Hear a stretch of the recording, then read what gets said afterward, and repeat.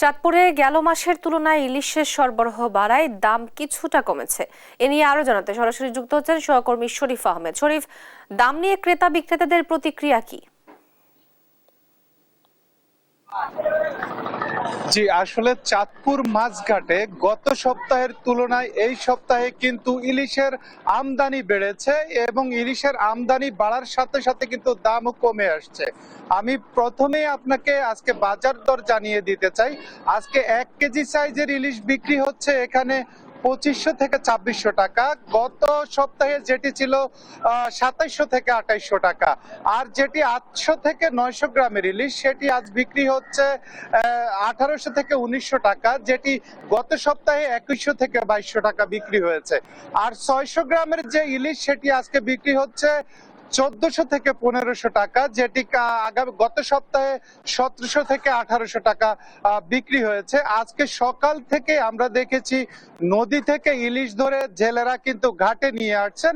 ঘাটে আনার পর সেগুলোকে কিন্তু নিলাম ডেকে কিন্তু বিক্রি হচ্ছে। অর্থাৎ ক্রেতা বিক্রেতাদের উপস্থিতিতে কিন্তু আজ সরগরম হয়ে উঠেছে চাঁদপুর মাছঘাট, যেটি গত কয়েক মাস ধরে কিন্তু স্থবিরতা কাজ করছিল চাঁদপুর মাছঘাটে, কেননা ইলিশের আমদানি কম ছিল। চাঁদপুরের যে পদ্মা মেঘনা নদী রয়েছে সেটিতে কিন্তু ইলিশের প্রাপ্যতা কম ছিল, জেলেরা কিন্তু তাদের জালে কাঙ্ক্ষিত ইলিশ পাচ্ছিলেন না।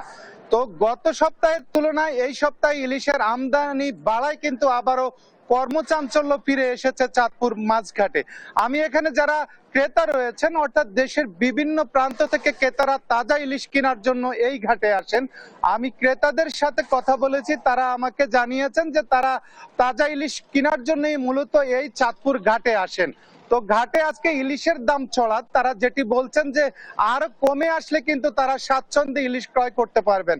আমি এখানে যারা ইলিশ বিক্রেতা রয়েছেন, অর্থাৎ আড়তদার রয়েছেন, তাদের সাথে আমি কথা বলেছি। তারা বলেছেন যে বিগত কয়েক মাস, অর্থাৎ মা ইলিশ রক্ষা অভিযান শেষে কিন্তু তারা কাঙ্ক্ষিত ইলিশ কিন্তু ঘাটে আসছে না। এতে করে কিন্তু ইলিশের প্রাপ্যতা কম হওয়ায় কিন্তু দামটা চড়া। তো তারা আশা করছেন ইলিশের আমদানি বাড়ার সাথে সাথে কিন্তু এই ঘাটে দাম অনেকটা কমে আসবে।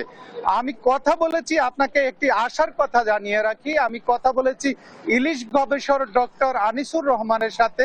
তিনি আমাকে জানিয়েছেন যে আসলে আগামী সপ্তাহে, অর্থাৎ এই যে জানুয়ারি মাসের শেষের দিকে এবং ফেব্রুয়ারি মাসের শুরুর দিকে কিন্তু ইলিশের প্রাপ্যতা বাড়ার সম্ভাবনা রয়েছে। কারণ এই যে শীতকাল, অর্থাৎ শীতের সময় কিন্তু ইলিশের লিং সিজন, অর্থাৎ এটি কিন্তু মৌসুম নয়, এই সময় ইলিশের প্রাপ্যতা কম পাওয়া যায়। আবার পানির স্রোত এবং গরম দেখা দিলেই অর্থাৎ কিছুটা ইলিশের প্রাপ্যতা বেড়ে যায়। তো তিনি আশা করছেন আগামী দিনগুলোতে ইলিশের প্রাপ্যতা বাড়বে। ইলিশের প্রাপ্যতা বাড়ার সাথে সাথে কিন্তু ক্রেতাদের ক্রয় ক্ষমতার মধ্যে কিন্তু ইলিশ চলে আসবে।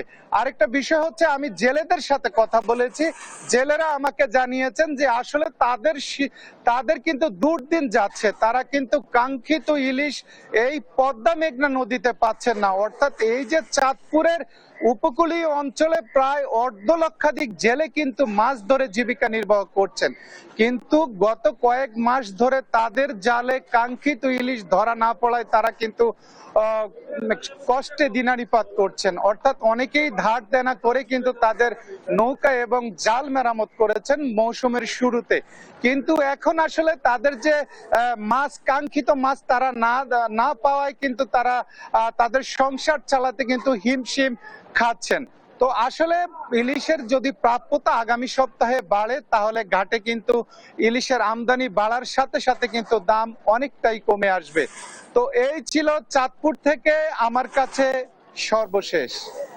আপনাকে ধন্যবাদ। চাঁদপুরে গেল মাসের তুলনায় ইলিশের সরবরাহ বাড়ায় দাম কিছুটা কমেছে।